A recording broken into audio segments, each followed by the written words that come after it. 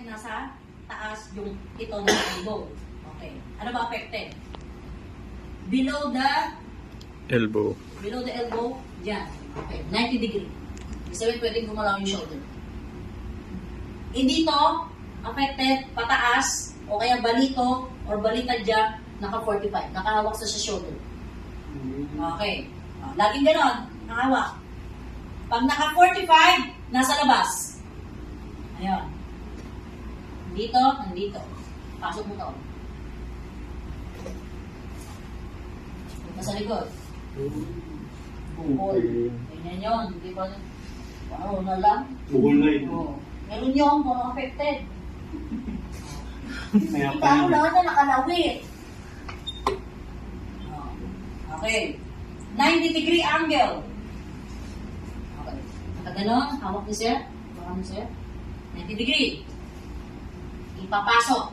Okay. So again, pag 45, nasa labas. Pag 90 degree, ipapasok. Okay. So paano hawak? Pag ganon. Ay, mali. Apex, nandito. Na, ipapasok mo. 90 eh. Napasok sa may siko. Nalagay doon. Tapos ito. Ilalagay dito. Affected side. Okay. Tatanggalin ni sir yung kamay niya. Tanggalin mo sir yung kamay mo. Okay. So, dapat yung pinakamalaki. Na.